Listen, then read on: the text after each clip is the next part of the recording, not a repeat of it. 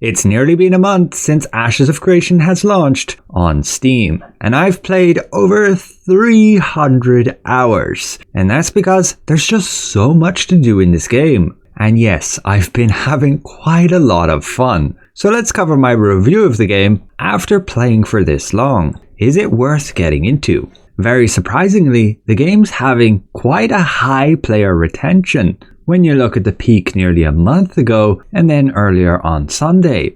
People have been spending a lot of time in game, including myself. So first of all, one of the big things I've spent a ton of time on is hunting and animal husbandry. So hunting, which is kind of a placeholder system right now, you go out in the world and you find these tameable mobs. You interact with them if you have enough hunting skill and the right equipment, and you will get a drop, which is either a carcass or a version that can be tamed to either be a mount that you can ride on, like the flail runner, or a beast of burden, which you could use to haul caravans. So what you can do is explore the map, find the locations that these tameable mobs spawn in, and get lucky on the drops. Then you go ahead and train them and hopefully get an actual mount you can use and not just a beast of burden, which is very useless, at least in the current state of the game where caravans are just not used. So with this system, you can make an absolute ton of gold. And that's what's really allured me in to cause me to spend this much time. This is just one example. You sell these things for like 18 gold on my server right now. Thank you for the trade. But there are so many other mounts that I've gone for too. You can see a big long list of them just here. And so it's a lot of fun exploring the map, finding the spawn locations, tracking their respawn timers, getting lucky on the drop, and then getting lucky to train it. And since this game does not have fast travel, there's a pretty big market for mounts. Additionally, there are these things called mules, and it's a very easy source of income where you use them to transport crates. In doing so, when you transport a crate from one town to another, the game will simply hand you gold, and you can get higher level of these crate mules, and I can get a lot of gold by crafting these. And the latest one has just unlocked on our server, which is the Alpine crate mule with that higher speed. It does have a high cost to craft, but people seem to be willing to buy it. And the reason that not everybody is crafting, say, their own mounts is because there's a pretty big cost to level up this animal husbandry. On top of the fact, you can only max out 4 of the professions to the journeyman stage. So you need to rely on people in one way or another to get your items. And so for me, on my other character, I specialized in animal husbandry and hunting in order to actually be able to interact with these mounts. But on top of that, leveling is not something you just blast through. There's no main story quest line that you're just going to do to level up. You actually need to do activities in the world. You can do crafting, you'll get XP. Gathering, you get XP. Processing gives you a lot of XP. And yes, just farming mobs gives you XP. And so that's something that most people will focus on, as it's just very easy to do once you get a group together. But it can be about finding the right mobs, which encourages exploring in order to get a decent outcome on XP for the amount of time it takes for your group to actually kill those mobs.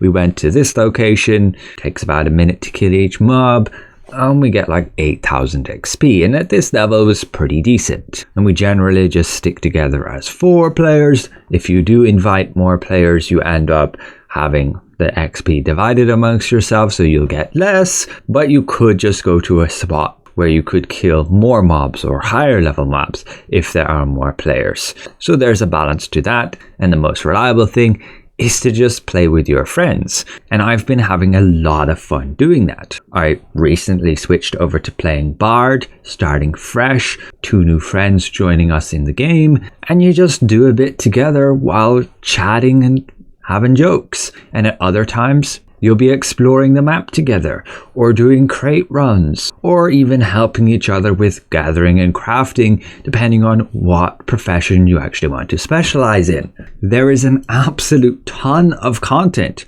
when you take into consideration all of these crafting professions, the gathering professions, and even the processing professions. The amount of useful things that you get from here is crazy. And again, not everybody can do all of the professions. And so that makes you somewhat special. You know that not everybody has this profession, and so there are going to be people that will depend on you, that will need you if you've specialized in something. And for me, specializing in hunting and animal husbandry has been so much fun. Exploring the map, training those mounts, and getting rewarded with a ton of gold. But even if you do not enjoy any of the gathering or crafting professions, there are so many different types of enemies out there that you can kill to get drops, including bosses that you can kill to farm gear, either for yourself or even to sell. But yes, the game is still in early access. It's still in its Alpha 2 stage. It is continually getting updates. The game will go down for periods of time to bring fixes, even including some exploits and duplication bugs. But what is really good is that this is just the early access stage. And this is the prime time for the devs to find all these bugs, all these exploits, glitches, and these developers are really acting fast to get these things patched out and the game overall polished and improved. They have a great list here of known issues that you can check out and track. So if you run into any bugs and you want to report them, just make sure if the devs are aware of it already, and you can find out all these things in advance before you do run into them. This is not some old game where these bugs are just going to lay around forever. The game is in its very early stages, and there is plans for a wipe before the game goes live, meaning everybody's character progress gets reset and will all start fresh before official launch.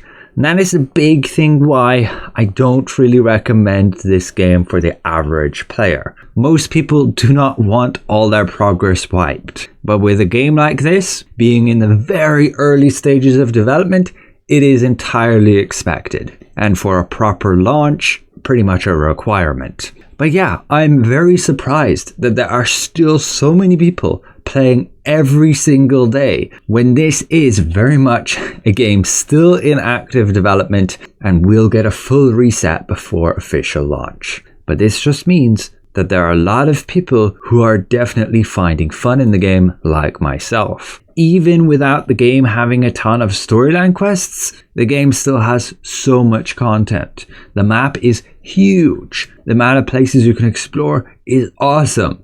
And there's just so much content with regards to all the different professions and things you can craft and gather, that there's just so many different things you could be doing. But yeah, even though I've been having a ton of fun, I don't recommend the game for everybody. If you do want to check it out, I highly recommend having a group of friends to play with, and you really need to enjoy either gathering, crafting, or farming mobs and bosses, ultimately to earn gold, to trade with other players and get items that you need, or just to be a loot goblin to save up just to have a big treasure hoard. So yeah, I really look forward to the future of this game.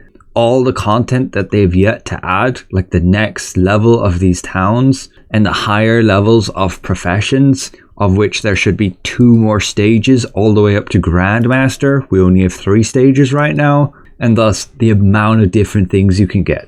And it will be really exciting to see what they do with the second archetypes that we'll be able to choose when we can level all the way up to 50. I'm not even level 25 yet. And I've played the game for this long. Again, because that's just not something I've been focusing on. You can still have so much fun even on the lower levels because of just focusing on gathering and crafting and the amount of money you can make with that. But with that said, thanks all for watching. A special thank you to all my channel members, and we'll see you guys around.